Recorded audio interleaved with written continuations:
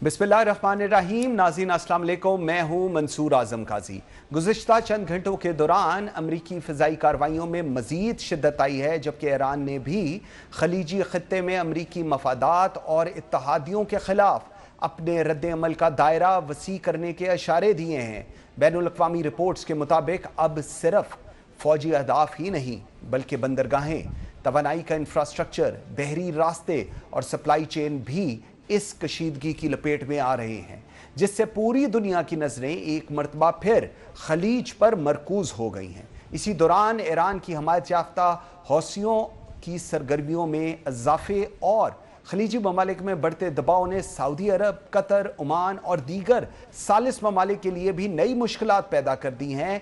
वो ममालिक जो गुज़िश्ता बरसों में ईरान और अमरीका के दरमियान सफारती राब्तों का जरिया रहे, अब अपनी सलामती और गैर जानिबदारी के हवाले से पहले से ज़्यादा मोहतात दिखाई देते हैं। अगर यही सूरत हाल बरकरार रही तो सफारतकारी की गुंजाइश मज़ीद महदूद हो सकती है। दूसरी जानिब अमरीका इस बहरान को अपनी इलाकाई हिकमत अमली, दफाई ताउन और बहरी सलामती के निज़ाम को मज़ीद मजबूत बनाने के लिए इस्तेमाल करता दिखाई दे रहा है, जबकि आलमी मंडी में तेल की कीमतों और तजारती सरगर्मियों पर भी इसके असरात नुमायां होना शुरू हो गए हैं। सवाल ये है कि क्या खित्ता एक नई और तवील इलाकाई जंग की तरफ बढ़ रहा है या अभी भी सफारतकारी के दरवाजे खुले हैं, और अगर कशीदगी मज़ीद बढ़ती है तो इसके असरात सिर्फ मशरक़ वस्ता तक महदूद रहेंगे या पूरी आलमी मईशत को अपनी लपेट में ले लेंगे। इस तमाम सूरत हाल पर बात करने के लिए आई एम वेरी ग्रेटफुल, मुझे all the way from DC join कर रही हैं गीती आरा, वेरी वेल रिनाउंड एनालिस्ट। बहुत शुक्रिया आपके टाइम देने का। गीती, फरमाइएगा, ईरान, अमरीका, इसराइल, हौसियों और खलीजी ममालिक के दरमियान जो इस वक्त बढ़ती हुई कशीदगी है, आप किस बड़ी रीजनल स्ट्रैटेजी का हिस्सा इसको समझ रही हैं? क्या ये एक मरबूत तनाज़ा आप इसको देख रही हैं या कई अलग अलग बहरान हैं जो बैक वक्त इकट्ठे चल रहे हैं? जी, थैंक यू। असल में बात ये कि अगर आप इसको थोड़ा सा, इसका जैसे आपने कहा भी कि इसको एक अगर हम कॉन्टेक्स्ट दें तो सारी जो कहानी है वो बहुत पीछे चल जाती है फरवरी के महीने में, और बात वहीं जाके शुरू होती है और वहीं जाके खत्म होती है जहां स्ट्रेट ऑफ हॉर्मज़ जो है उसको वो बंद हुई है जंग के नतीजे में। और वो जंग जिसकी कोई जरूरत नहीं थी, एक अननेसेसरी वॉर इसको कहा जा रहा है जिसकी कोई जरूरत नहीं है।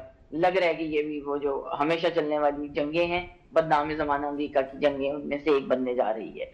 अब मामला तो ये है कि ये जब सब कुछ नहीं हुआ था पर फरवरी से पहले, मिस डेंजर से पहले अमेरिका के, तो तमाम चीजें स्मूथ थी। जो है स्ट्रेट ऑफ हॉर्मज़ खुला हुआ था, हॉर्मज़ से जहाज आ जा रहे थे, कोई मसला नहीं था, कोई टोल नहीं था।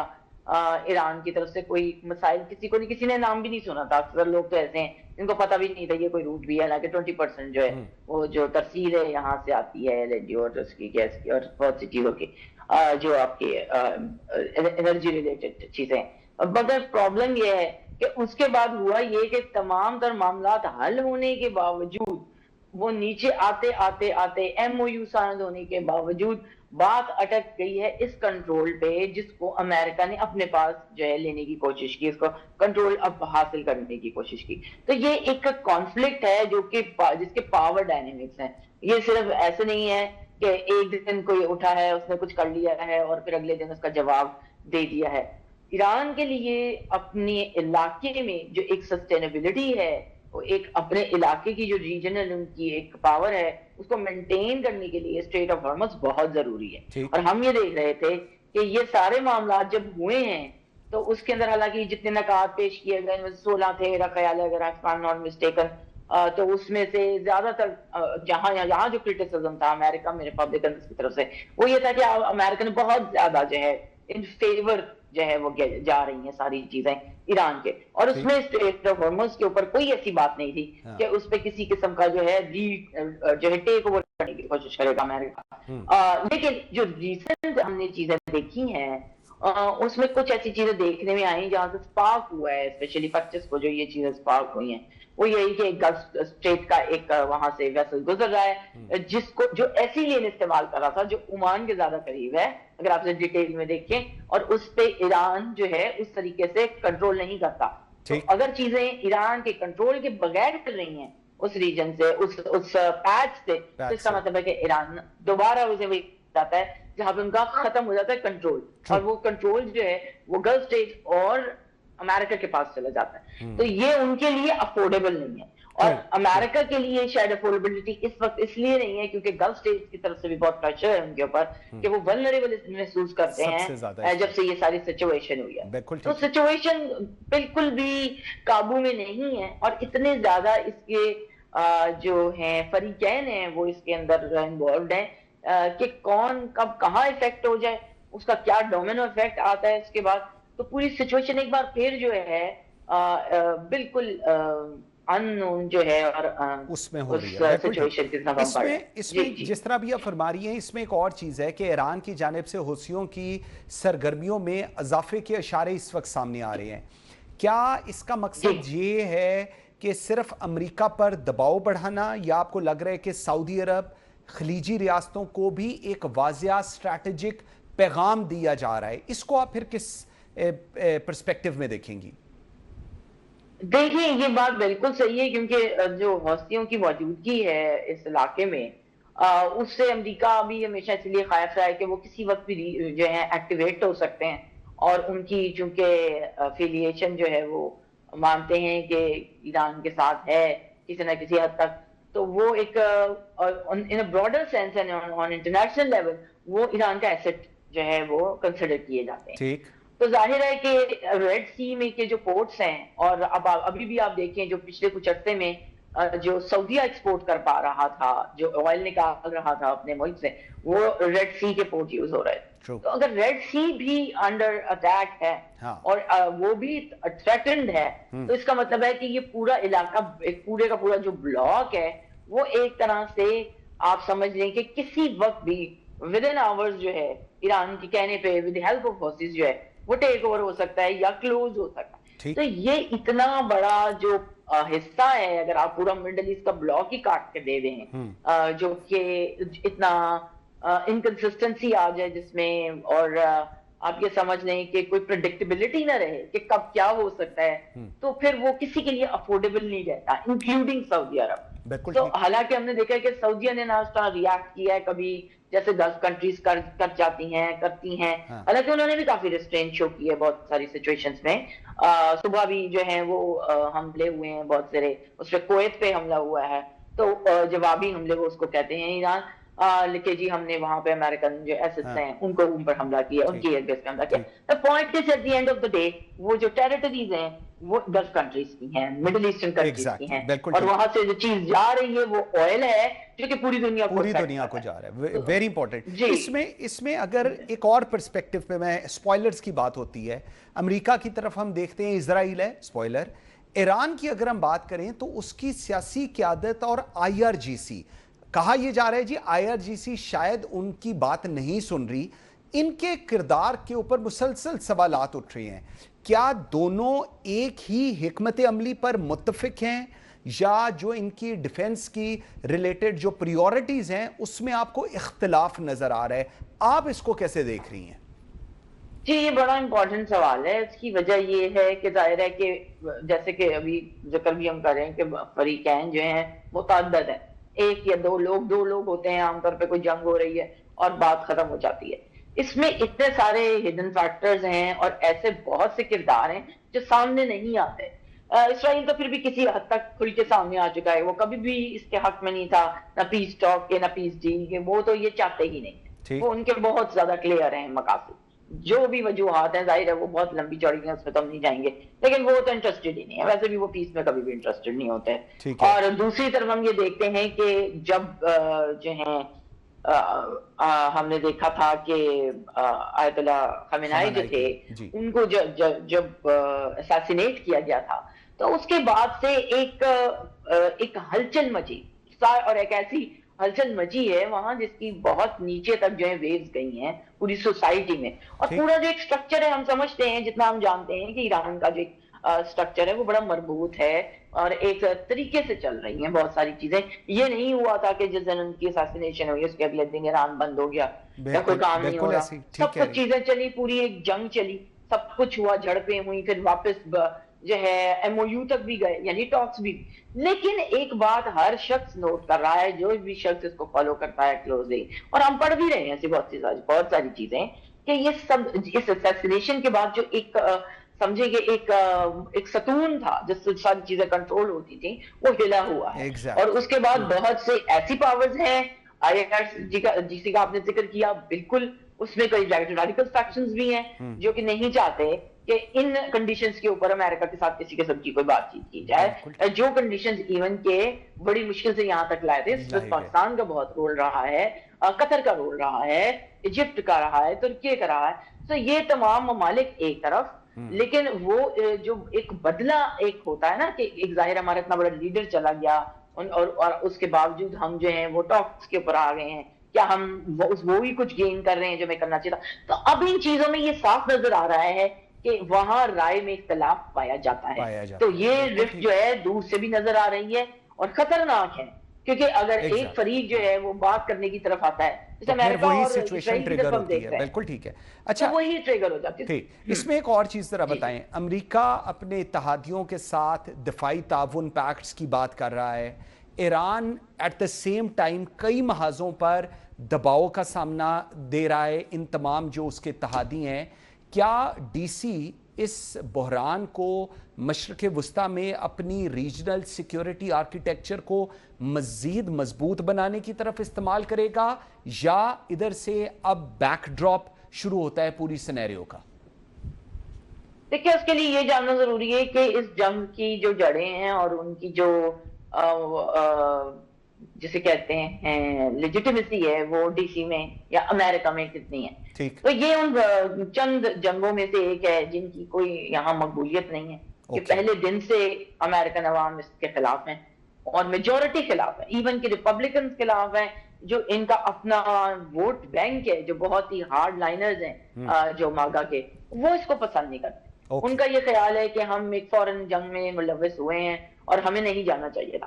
اس کی مقبولیت شروع سے ہی کم ہے، اور ظاہر ہے کہ اگر ایک لیڈر ہے جو ایک ملک کو ریپرزینٹ کرتا ہے تو وہ اپنی اسٹرینتھ جو ہے وہ عوام سے ڈرا کر رہا ہے. یہ ڈیموکریسی ہے، وہ یہاں ووٹ کے ذریعے آئے ہیں، وہ یہاں کے صدر ہیں، وہ کوئی یہاں کے ظاہر ہے کوئی رائلٹی تو ہے نہیں کہ جی وہ ایک صدر نہیں بلکہ ایک بادشاہ ہیں، تو وہ کچھ بھی کر سکتے ہیں. تو ایسی کوئی مطلق العنانی کی کوئی گنجائش نہیں ہے، گرچہ کہ بہت لوگ تنقید کرتے ہیں صدر ٹرمپ کی طرز حکومت پہ، وہ ایک مختلف چیز ہے، لیکن وہ بہت زیادہ ہٹ کے نہیں جا سکتے. تو اس میں ان کے پاس سب سے بڑا راستہ یہی تھا، جس پہ یہ جو ایم او یو تھا اس پہ بھی بہت زیادہ لیدے ہوئی تھی، جو بہت ہاکش ہیں. انہوں نے کہا ہمیں تو یہ نہیں چاہیے، آپ جنگ میں واپس جائیں.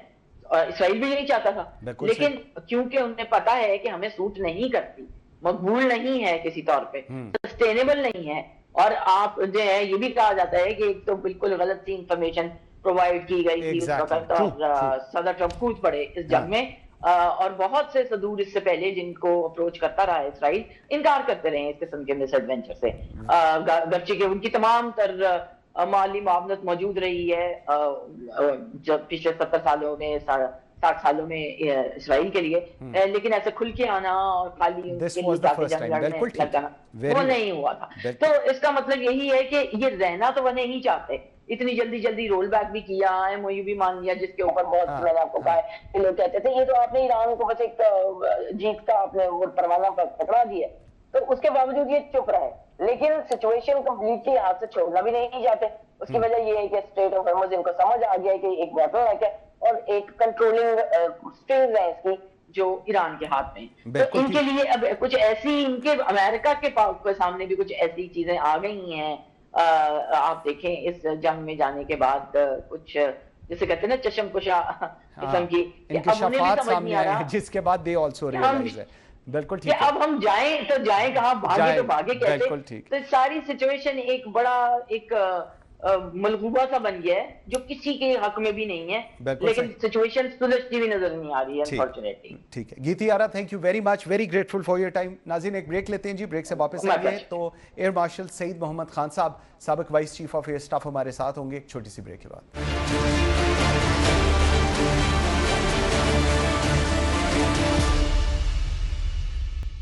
Welcome back after the break. جی ناظرین، امریکہ اور ایران کے درمیان محاذرائی اب ایک نئے مرحلے میں داخل ہو چکی ہے. فضائی حملے، ڈرون جنگ، میزائل کاروائیاں، معاشی پابندیاں اور خطے بھر میں امریکی فوجی اڈوں کو لاحق خطرات اس بات کی نشاندہی کر رہی ہیں کہ یہ تنازع صرف دو ممالک تک محدود نہیں رہا بلکہ پوری مشرق وسطیٰ کا توازن داؤ پر لگ چکا ہے۔ ایران ایک طرف امریکی دباؤ کا جواب اپنی میزائل، ڈرون، پراکسی حکمت عملی سے دے رہا ہے، جبکہ امریکہ فضائی برتری، بحری موجودگی اور معاشی پابندیوں کے ذریعے تہران کو محدود کرٹیل کرنے کی کوشش میں مصروف ہے۔ ادھر ایران کی جانب سے امریکی MQ ریپر ڈرون مار گرانے کا دعویٰ آبدہ ہرمز، بحیرہ احمر اور باب المندب میں بڑھتے ہوئے خطرات اور امریکہ اور چین کے درمیان الزامات کا تبادلہ اس بحران کو مزید پیچیدہ بنا رہا ہے۔ تو سوال یہ ہے کہ کیا یہ کشیدگی محدود رہے گی یا خطہ ایک بڑی جنگ کی طرف اور بڑھے گا؟ اور اگر ایسا ہوا تو اس کے اثرات صرف مشرق وسطیٰ تک محدود رہیں گے یا پوری عالمی معیشت اور پاکستان بھی اس کی زد میں آئیں گے؟ اس تمام تر صورتحال پہ بات کرنے کے لیے I'm very grateful مجھے جوائن کیا ہے ایئر مارشل سعید محمد خان صاحب نے، سابق vice chief of air staff رہے ہیں۔ سر بہت شکریہ آپ کے ٹائم دینے کا۔ سر فرمائیے گا، امریکہ مسلسل فضائی حملوں، میزائلوں اور بحری دباؤ کی حکمت عملی اختیار کیے ہوئے ہے، کیا صرف ایئر پاور کے ذریعے ایران کو اسٹریٹجک طور پر جھکایا جا سکتا ہے یا آخر کار گراؤنڈ آپریشن ناگزیر ہوگا؟ بسم اللہ الرحمن الرحیم۔ منصور، پہلے تو آپ کا شکریہ کہ آپ نے آج اپنے پروگرام میں انوائٹ کیا۔ میرے خیال میں جو امریکن پلانرز ہیں وہ اتنے بیوقوف نہیں ہوں گے کہ وہ ایران میں اس وقت جو ہے کیا کہتے ہیں ایک گراؤنڈ آپریشن کریں۔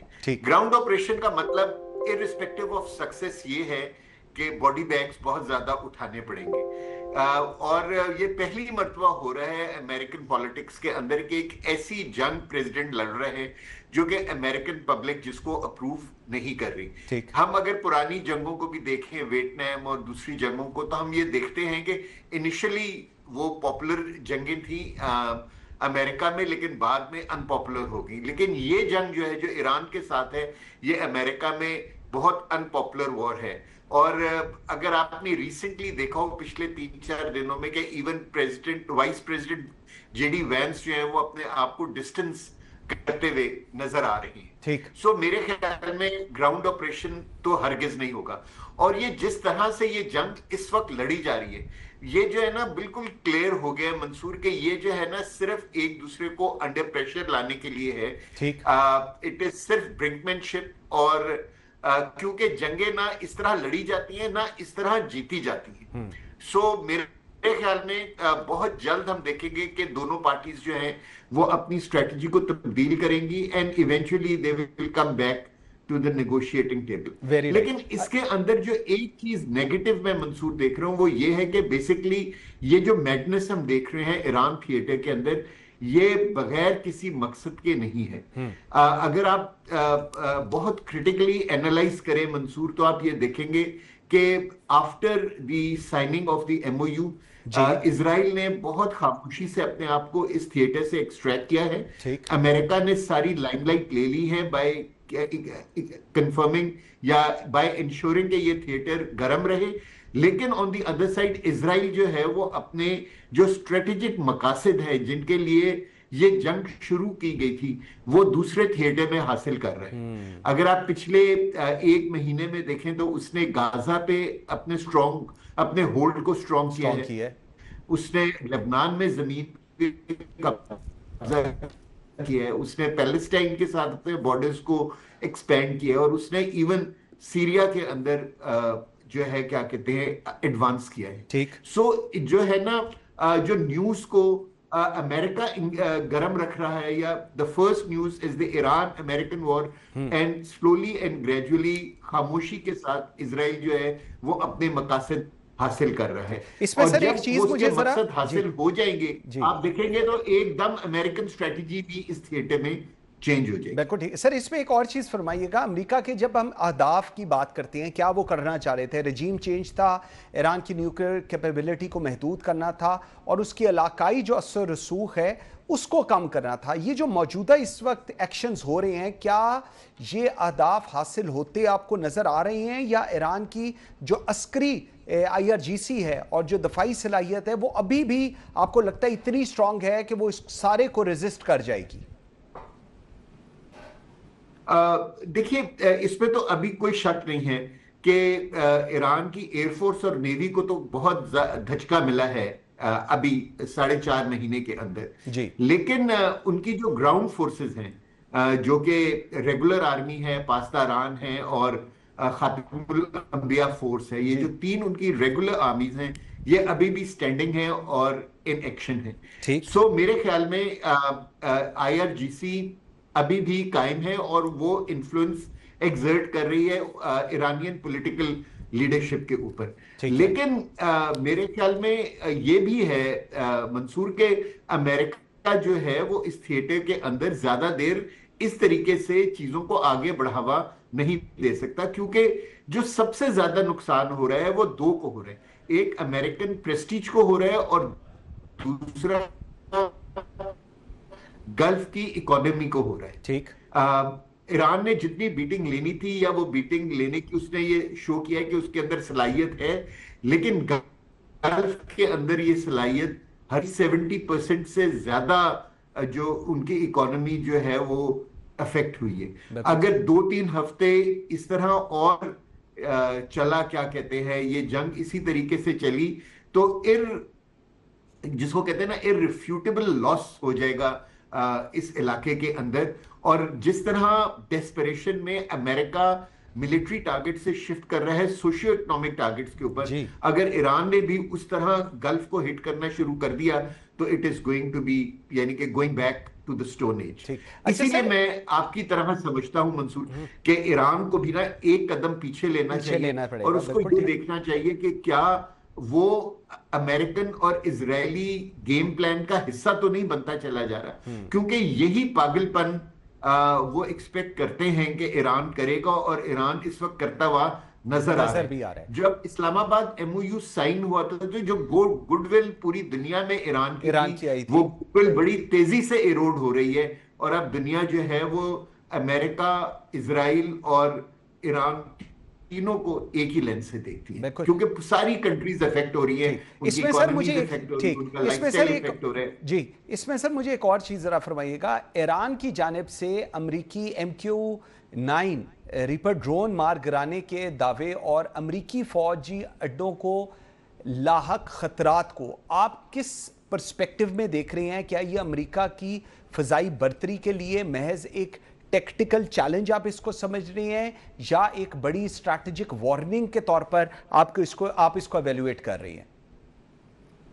मंसूर, मेरे ख्याल में जो हमने पिछले 1 हफ्ते के अंदर जो एक्टिविटीज हुई हैं, जो देखी हैं, जो अमेरिकन अटैक्स हुए हैं, जो काउंटर अटैक्स ईरान ने किए हैं और जो डिफेंस डील्स हुई हैं इस इलाके के अंदर, एक चीज तो बहुत क्लियर होती जा रही है कि जो अमेरिका ने वेस्टर्न अलायंस के साथ मिलकर इधर एक आयरन डोम एयर डिफेंस सिस्टम की बुनियाद रखी थी गल्फ के अंदर और उसके तहत ट्रिलियंस ऑफ डॉलर्स के वेपन्स सेल हुए थे, वो जो है ना कंप्लीटली अब फेलियर की तरफ जाता हुआ वो आयरन डोम नजर आ रहा है।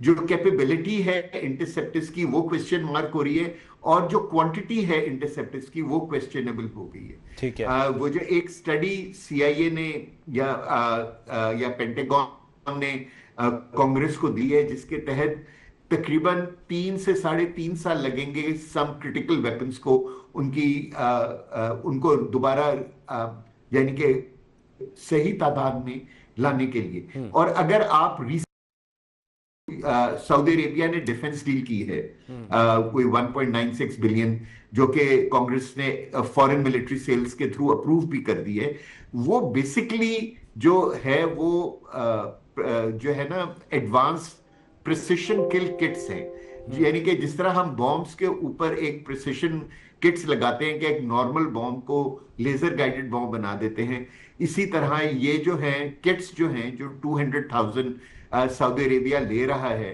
सॉरी 20,000 जो सऊदी अरेबिया ले रहा है, ये रॉकेट्स के ऊपर लगाई जाती हैं, and those rockets after having this kits will actually replace the interceptors, जो कि क्या कहते हैं एयर डिफेंस सिस्टम का हिस्सा है। अच्छा सर, दिस डील शोज कि इंटरसेप्टर्स जो है ना वो अब क्रिटिकली शॉर्ट इस थिएटर में होते चले जा रहे हैं, and this is not a very good sign for the western alliance.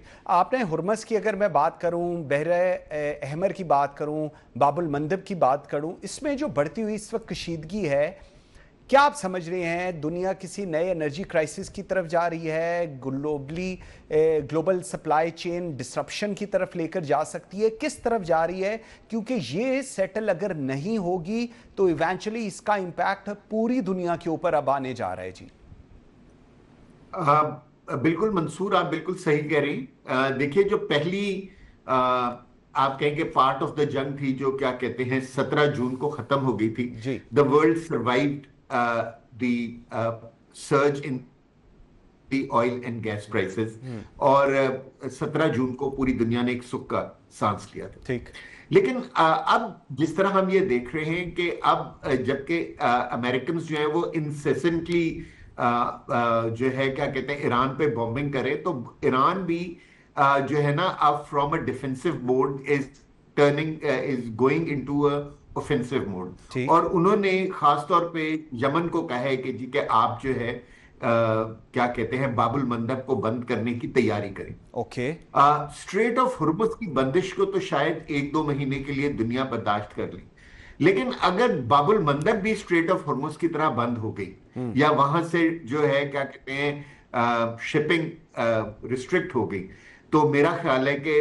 फिर दुनिया के लिए जो है ना क्या कहते हैं ऑयल एंड गैस प्राइसेस $150 से ऊपर चली जाएंगी, और ये वो स्टेट है कि जहां पूरी दुनिया जो है वो रिसेशन में आ जाएगी। इस वाले अभी तक जो है ना प्राइसेस को control China, Russia, Saudi Arabia और अमेरिका ने इस तरीके से किया है मंसूर के वो अपने स्ट्रेटेजिक रिजर्व्स को इस्तेमाल करते जा रहे हैं, और उन्होंने अपनी डिमांड को पूरी दुनिया में कम कर दिया है। सो एज सच जब डिमांड कम हुई है तो सप्लाई कम को भी हो गई है, जिसको क्या कहते हैं केटर फॉर किया जा रहा है। लेकिन अगर बाबुल मंदब भी बंद हो गया तो आई थिंक सो कि ये वेस्ट के लिए, खासतौर पे यूरोप के लिए is going to be a big disaster. और जिस तरह अभी रिसेंटली सऊदी अरेबिया ने यमन पे जो अटैक किया था, जो कि मेरे ख्याल में गलत अटैक था, नहीं होना चाहिए था, लेकिन अगर इन रिटेलिएशन यमन ने या ईरान ने जो सऊदिया की जो ऑयल पाइपलाइन जो रेड सी की तरफ जा रही है, अगर it is above the ground, अगर उसको अटैक कर दिया तो फिर एक इतना बड़ा क्राइसिस इस इलाके में आएगा। अच्छा सर, जब हम करना प्रॉब्ली अमेरिका के बस की बात। अगर जब हम अमेरिका की बात कर रहे हैं, वेस्ट की बात कर रहे हैं, अमेरिका की तरफ से हम देखते हैं कि चीन पर ईरान और हुसियों को ड्यूल यूज टेक्नोलॉजी की फराहमी रोकने में नाकामी का इल्ज़ाम लगाया गया है। क्या ये सिर्फ ईरान का मामला आप इसको समझ रहे हैं, या अमेरिका और चीन की आलमी ताकत की जो एक कशमकश है वो भी एक नया महाज बन रहा है? इसको आप कैसे देख रहे हैं? मेरे ख्याल में इसमें कोई शक नहीं है कि चाइना जो है वो बहुत स्ट्रांगली जो है वो ईरान की साइड के ऊपर खड़ा है। ठीक है, और वो इस जंग से जितने फवायद हासिल कर सकता है पॉलिटिकली, डिप्लोमेटिकली और मिलिटरीली, वो हासिल कर रहा है। वो देख रहा है कि जो अमेरिका है वो गलती पे गलती ईरान थिएटर में कर रहा है। वो ये देख रहा है कि दिन ब दिन इजराइल का इन्फ्लुएंस गल्फ के अंदर खत्म होता चला जा रहा है, और वो ये भी देख रहा है कि पूरी दुनिया जो है वो एक ऐसे इंटरलोक्यूटर को ढूंढ रही है जो कि पाकिस्तान और कतर से आगे बढ़ के क्या कहते हैं जो है क्या कहते हैं इस इलाके के अंदर पीस ला सके। ठीक है। सो ईरान जो है वो बहुत सेंसिबली चाइना जो है वो बहुत सेंसिबली अपने कार्ड्स को खेल रहे हैं और बिहाइंड द सीन्स ईरान की मदद कर रहे हैं। انشور کر رہے ہیں کہ امریکہ جو ہے نا ڈیسپریٹ ہوتا چلا جائے, غلطیاں کرتا چلا جائے, اور آپ دیکھیں گے کہ سونر اور لیٹر 2-3 ہفتے کے بعد چائنا بھی جو ہے وہ انٹرنیشنل فورمز کے اوپر بہت سٹرونگلی اس جنگ کے خلاف اپنے اوپینین کو دے گا, کیونکہ اس کو پتہ ہے کہ امریکہ کے خلاف دنیا اگر کسی کو ایز این آلٹرنیٹ پار مانتی ہے تو وہ چائنا. اچھا سر, لاسٹ بتائیں, اگر یہ بحران مزید شدت اختیار کرتا ہے جو سب کے سامنے اس وقت نظر آ رہا ہے, تو ہم کیا دیکھ رہے ہیں؟ واٹ ڈو یو سی؟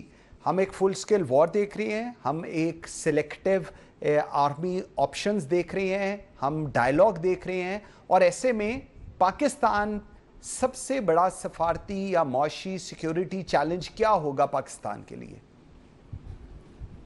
منصور, اس سوال کا جواب دینے کے لیے میں جو ڈیفرنٹ اس کانفلکٹ کے اندر کمبیٹنٹس ہیں ان کو الگ الگ اگر ہم لیں تو ہم زیادہ بہتر سمجھ سکتے ہیں, کیونکہ ہر ایک کی ریکوائرمنٹ اس وقت in time and space different ہو گئی ہے.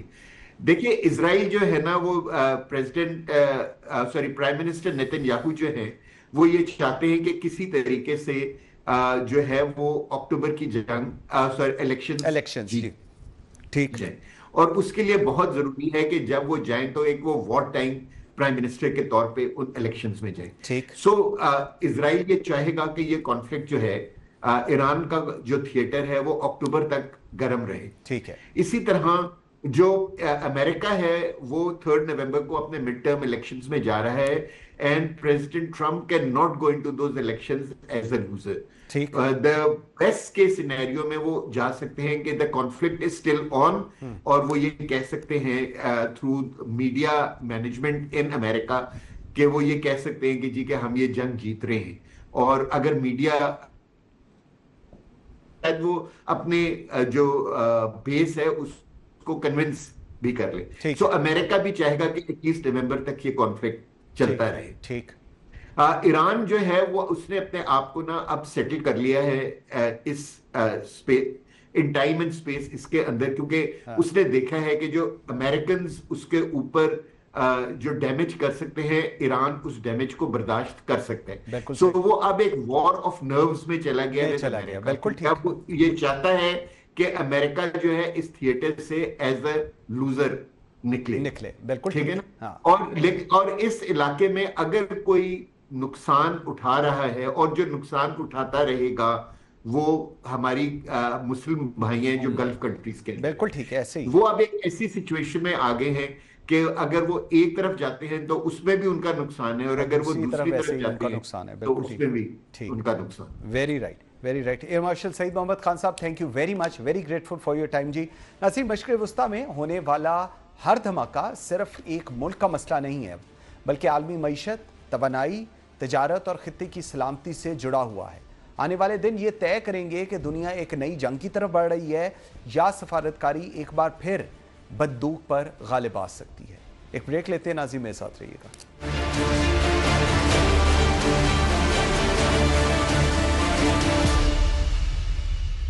Welcome back after the break. ناظرین, ایک مرتبہ پھر پیٹرولیم مصنوعات کی قیمتوں میں اضافے نے مہنگائی کے بوجھ تلے عوام کی مشکلات میں اضافہ کر دیا ہے. حکومت نے پیٹرول کی قیمت میں 5 روپے 44 پیسے جبکہ ہائی سپیڈ ڈیزل کی قیمت میں 31 روپے 5 پیسے فی لیٹر اضافہ کیا ہے, جس کے بعد پیٹرول 316 روپے 15 پیسے اور ڈیزل 354 روپے 35 پیسے فی لیٹر ہو گیا ہے.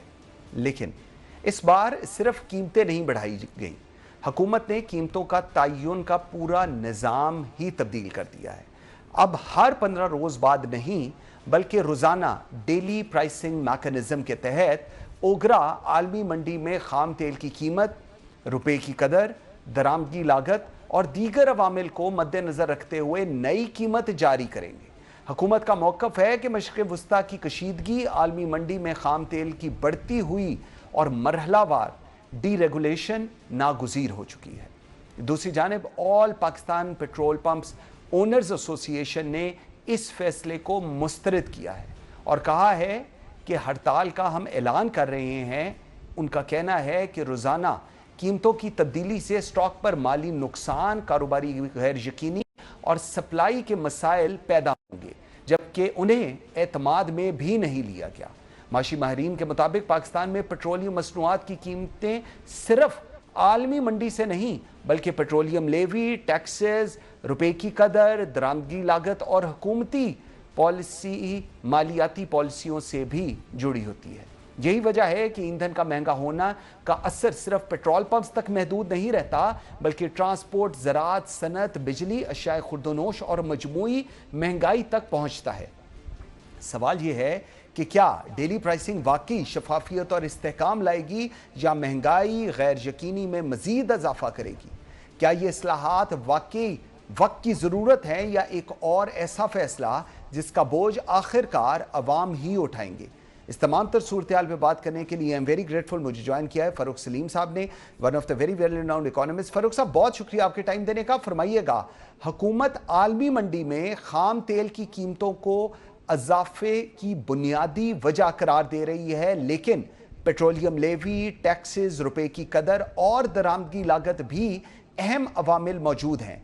मौजूदा इजाफा की असल जिम्मेदारी बैरूनी हालात पर आयद होती है या अंदरूनी माशी पॉलिसीज पर? देखिए, पिछले 5 महीनों में जो उतार चढ़ाव आपने देखा है आलमी मंडी में और जो उतार चढ़ाव देखा है पाकिस्तान के अंदर, बिल्कुल वाजे है कि दोनों में आपस में कोई कनेक्शन नहीं। ठीक। आलमी मंडी में हमने देखा कि कीमत बढ़ती है 4-5%, पाकिस्तान में 10% बढ़ा दी जाती है। आलमी मंडी में कीमत अगर 10% नीचे आती है तो पाकिस्तान में हमने देखा कि वो 1.5-2% जो है उसको नीचे लाया जाता है। तो टेक्निकली पाकिस्तान में जो कीमतें बढ़ाने या कम करने का जो फैसला है वो सियासी फैसला है, वो किसी इंटरनेशनल बेंचमार्क के साथ उसका कोई गहरा ताल्लुक नजर नहीं आता। क्लेम जरूर करती है हुकूमत के, वो फ्लैट्स का नाम लिया जाता है कि सिंगापुर में फॉर्मूला है, लेकिन अमली तौर पे जो देखा गया है पाकिस्तान की कीमतों और आलमी दुनिया की कीमतों में कोई गहरा ताल्लुक नहीं। ठीक, बिल्कुल सही।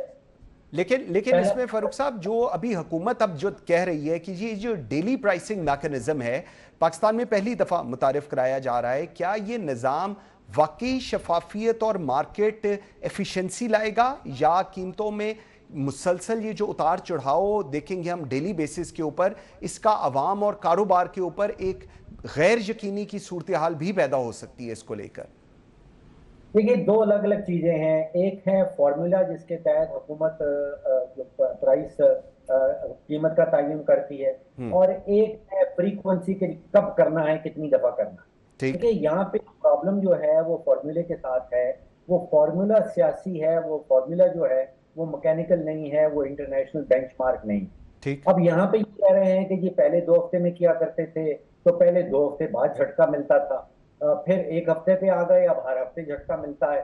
तो अब हुकूमत ये कह रही है कि जी वो 2 हफ्तों वाला झटका भी अच्छा नहीं है, 1 हफ्ते वाला झटका भी अच्छा नहीं है, अब हम आपको रोज का झटका देंगे। तो वो जिसका आपने जिक्र किया, जो टर्म इस्तेमाल आप कर रहे हैं कि कारोबारी गैर यकीनी, ये कारोबार का सबसे बड़ा दुश्मन जो है उसको कहा जाता है गैर यकीनी की फजा।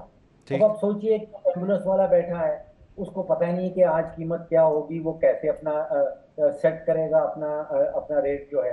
टैक्सी वाला जो है वो रोजाना की बुनियाद पे क्या अपना रेट बदलेगा जैसे उसको पेट्रोल मिलेगा।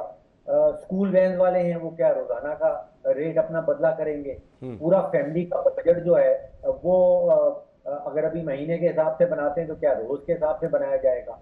तो ये तो मैं समझता हूँ कि बिल्कुल प्रैक्टिकल नहीं है।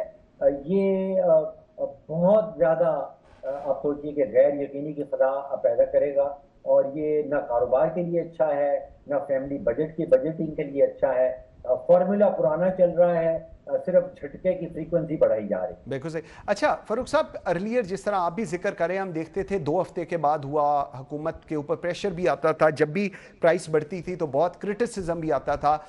एक कहा जा रहा है कि जी एक ये भी रीजन थी, नंबर 1। नंबर 2, पेट्रोल पंप्स मालकान पहले तो they were very okay with all this, लेकिन अब उन्होंने हड़ताल की धमकी दी है और कहा है जी हुकूमत ने हमसे मशावरत भी नहीं की है। क्या हुकूमत ने इस फैसले में आपको लगता है कुछ जल्दबाजी की है, या इस्लाहात का आगाज में ऐसी मज़ाहमत आपको लगता है कि नहीं, इट्स नेचुरल, अगर कोई इस तरह सिस्टम चेंज हो रहा हो तो हर एक को रिजर्वेशन होती है उस सिस्टम को लेकर? تو یہ دو تین نکات جو میرے ذہن میں اٹھے جب میں پریس کانفرنس سن رہا تھا، تو ایک تو وہ پریس کانفرنس نہیں، وہاں پہ کسی بھی جو بیٹ رپورٹر ہیں وہ بڑے ایکسپیرینسڈ ہوتے ہیں اپنے علاقے میں، یعنی کہ جو بیٹ رپورٹر ہیں پیٹرولیم کے حوالے سے وہ جانتا ہے، وہ سوال کرنا جانتا ہے، وہ جو پورا معاملہ ہے، جو پورا پروسیس ہے اس کو شفاف کس طرح بنانا ہے، وہ ایک بڑا مرکزی رول پلے کرتا ہے۔ تو ایک تو وہاں پہ ایبسنس تھی بیٹ رپورٹرز کی، یعنی کہ شاید جو حکومتی افسران ہیں، حکومتی اہلکار ہیں، وہ یہ نہیں چاہتے تھے کہ سوال جواب ہوں، وہ نعرہ لگا رہے تھے شفافیت کا، لیکن جو پروسیس انہوں نے طریقہ کار جس کے اوپر عمل درآمد کیا وہ لگ رہا تھا کہ وہ شفافیت کو ڈیلے کرنا چاہتے ہیں یا اوائڈ کرنا چاہتے ہیں۔ دیکھیے معاملہ یہ ہے کہ کہا یہ جا رہا ہے، بار بار یہ کہا جا رہا ہے کہ ایک فلیٹس کا فارمولا ہے جو سنگاپور میں اس کا تعین ہوتا ہے، ہماری قیمتوں کا ڈائریکٹ تعلق اس کے ساتھ ہے۔ میں نے جتنے بھی انالیسس کیے ہیں، میں نے ڈیٹیلز میں گرافیکل انالیسس کرنے کی کوشش کی ہے، میں نے اسکیٹر ڈائیگرام سے انالیسس کیا ہے، میں نے مس میچ انالیسس کیا ہے، مجھے کہیں بھی ان دونوں میں کوئی گہرا تعلق نظر نہیں آتا۔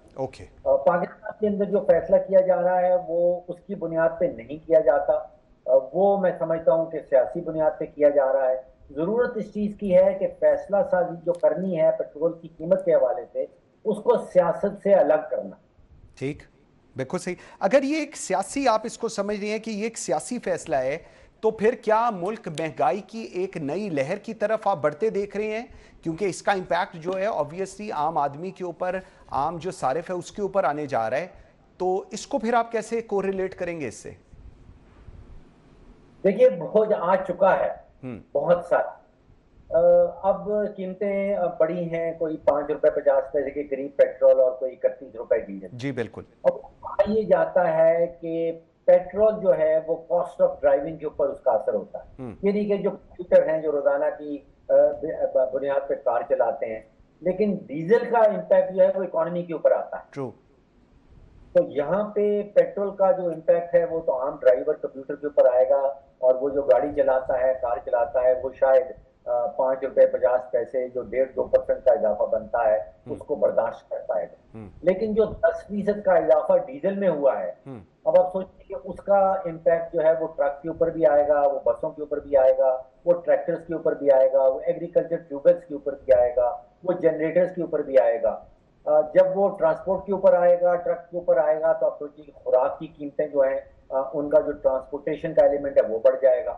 اس کا مطلب ڈیزل کی یہ جو انکریز ہے، اس کی جو مہنگائی کا اثر ہے وہ فوراً آپ کے اور میرے کچن میں پہنچ جائے گا۔ کچن میں پہنچنے کا مطلب یہ ہے کہ گندم کی پرائس بڑھ جائے گی، سبزیوں کی قیمت بڑھ جائے گی، دودھ کی قیمت بڑھ جائے گی، آٹے کی قیمت بڑھ جائے گی، تو اس کا امپیکٹ انفلیشن کے اوپر فوراً آئے۔ بالکل صحیح، بالکل صحیح۔ اچھا ایک اور چیز، یہ جو اگر مشرق وسطیٰ کی یہ جو کشیدگی ہے جو ہم دیکھ رہے ہیں برقرار رہتی ہے، کہا یہ جا رہا ہے جی رہے گی، کچھ عرصہ تک چلے گا، پلس مائنس چیزیں رہیں گی، اور عالمی منڈی میں خام تیل مزید مہنگا ہوتا ہے، تو پاکستان کے یہ جو کرنٹ اکاؤنٹ کی اگر میں بات کروں، زر مبادلہ کے ذخائر کی بات کروں، روپے کی قدر کی بات کروں، اور مجموعی معاشی استحکام، اس کے اوپر آپ اوورآل کیا امپیکٹ دیکھ رہے ہیں؟ دیکھیے یہ دوسرا راؤنڈ ہے جنگ کا۔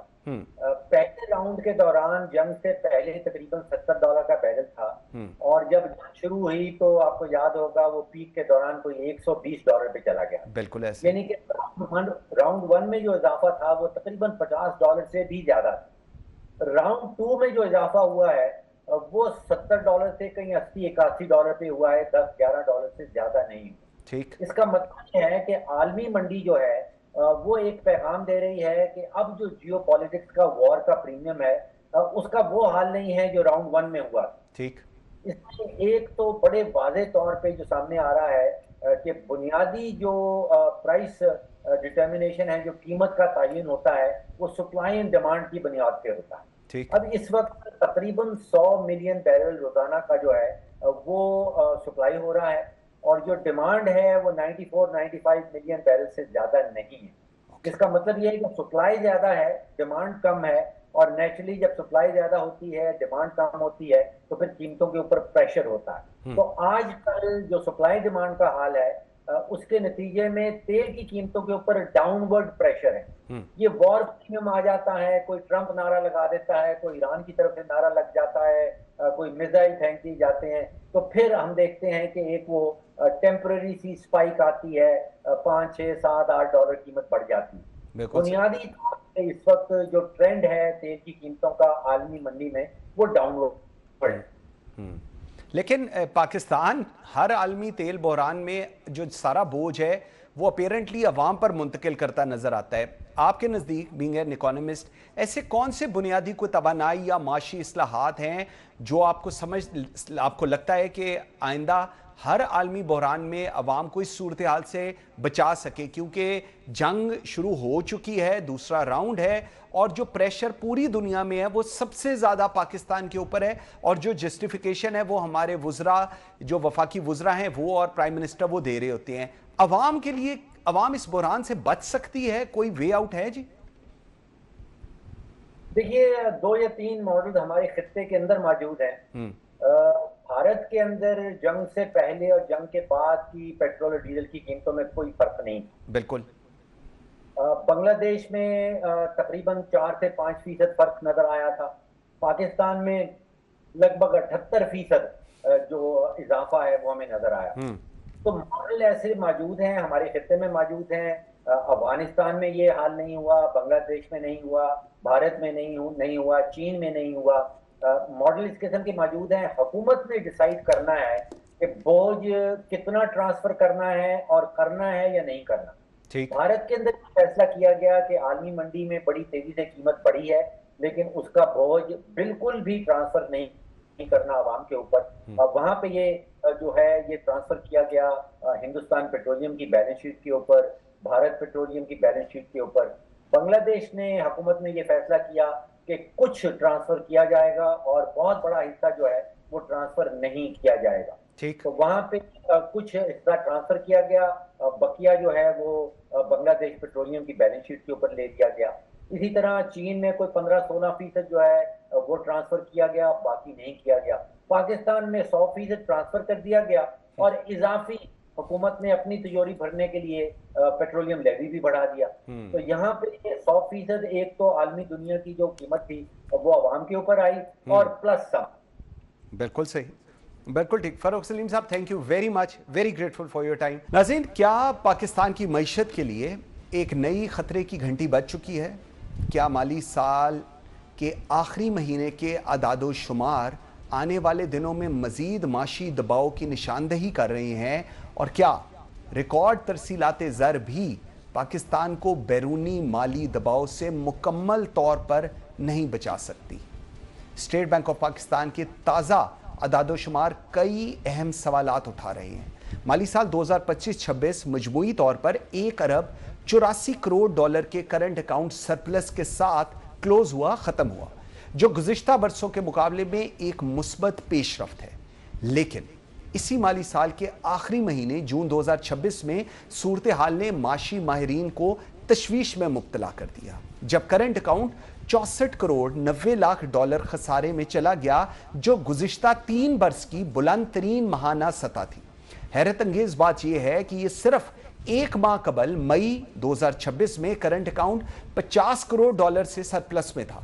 اب سوال سب سے بڑا یہی ہے کہ آخر ایک ہی ماہ میں ایسا کیا ہوا کہ سرپلس خسارے میں تبدیل ہو گیا، جبکہ پورا مالی سال پھر بھی سرپلس ختم نہیں ہوا؟